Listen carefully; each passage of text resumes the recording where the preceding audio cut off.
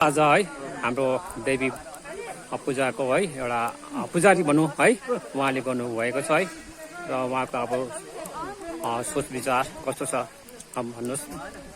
आज तपाईँले किन यो देवी पूजाको एउटा है यो देवी पूजा किन गर्नु पर्यो भनेदेखि अब सधैँ अब मेरो मामाले गर्थ्यो, उहाँ अलिकति बिरामी हुनुभयो, त्यसले गर्दाखेरि अब उहाँले पहिलादेखिको त सुरुबुरु सिकाइरहेको थियो। त्यही अब सुरुबुरु हेरेर चाहिँ उहाँलाई बिहान गइहरू त्यसो ढोकसोक गरेर आएर आजदेखि चाहिँ उसले भने यो देवीको यस्तो सिंहदेवी जलपादेवी गढीको हाम्रो देवीहरू के अरे पानफुल खाने देवीहरू सबै दार्जिलिङको माङ्कल बाबा लामा लमिनीहरू संसारीहरू जुन किराँती राई लिम्बूले मान्ने उधौली उगोली मान्ने यो आइतबारे यो के अरे उधौली उगोलीहरू जातहरू मान्ने पुजारीहरू सबै मान्यता गरेर चाहिँ पहिला चाहिँ अब देवीहरूलाई मानेर चाहिँ अरू देवताहरूलाई चाहिँ मानेर हो।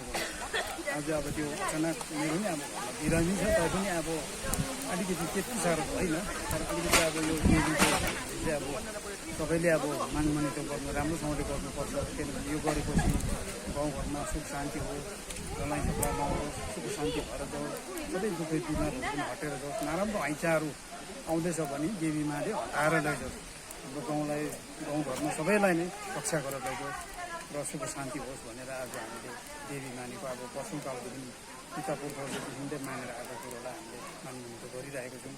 अब हामी जानी नजानी भने मानेर गरिरहेको छौँ देवीलाई। अब हामी ध्यानदेखि अब ध्यान उठेर नुहाइ धुवाइ गरेर अब चोखो बस्दा बसेर अहिलेसम्म अहिले यो भिडियो कल गर्नुभन्दा अहिले दुईवटा अन्डा पिस खाएको मात्रै हो त्यो, त्यति नै हो। अब यो होम गरिसकेपछि त हामीले खानै पर्छ, सक्यो त्यति नै हो। र आज दिन है एक जोडी परेवा पनि उडाइन्छ है, आज दिन एक जोडी परेवा पनि उडाउँछ। सधैँ परेवा चाहिँ काट्थ्यो, तर यसो सोच्दाखेरि चाहिँ काट्नुभन्दा चाहिँ उडाउनु नै बेस्ट हो भन्ने अब पिता पुर्खाले भन्यो, उडाइदिनु त्यो चाहिँ भने चाहिँ अब अहिले हामीले त्यही रीतिलाई फलो गरिरहेको छौँ, उडाउँदैछौँ त्यो परेवा। देवी पूजा गर्न है साक्षात् देवी है हामीले र भन्नुहोस् यो के को ढुङ्गा हो? यो पहिला हामी मसिनो केटकेटी हुँदा चाहिँ यो ढुङ्गा सेतो सेतो थियो। ए सेतो थियो है, एकदम सेतो, अर्को बेग्लै खालको सेतो हो, सेतो थियो। यसमा चाहिँ उहिले बाजे बोजूहरूले चाहिँ के गर्थ्यो भने बाजेहरूले चाहिँ के गर्थ्यो भने चाहिँ यहाँ चाहिँ शेषनागको देवीको स्थानको त्यही कारण दुध चढाएको छ तपाईँलाई है। त्यसमा दुध कुण्डहरू गोबरमाथि चाहिँ दुध कुण्डहरू राखेर चाहिँ उ गरेको त्यो चाहिँ शेषनाग। होइन शेषनागमा त तपाईँले धुपर बाल हुँदैन भन्ने सुनेको थिएँ मैले, शेषनाग हुन्छ दुधहरू चढाउँछ। किन भाग्छ डर्छ भन्ने सुनेको थिएँ मैले, के हो कसो हो? यो तपाईँको नागहरूलाई चाहिँ के चढाउनु हुँदैन भनेदेखि गुल्ले कुरो चढाउनु हुँदैन। ए हो, त्यो गुल्लेमा चाहिँ के हुन्छ भने कमिला पर्छ, कमिला चाहिँ नागहरूलाई चाहिँ दुश्मन हो। ए अन्त यो चाहिँ याद गर्नुपर्छ। अन्त तपाईँको यो नागलाई चाहिँ टिका चढाउँदा चाहिँ केसुरी टिका हो, पहेँलो टिका ए हो। कसैले सिन्दुर चढाउँछ, सिन्दुर होइन, पहेँलो केसुरी टिका चाहिँ नागको हो।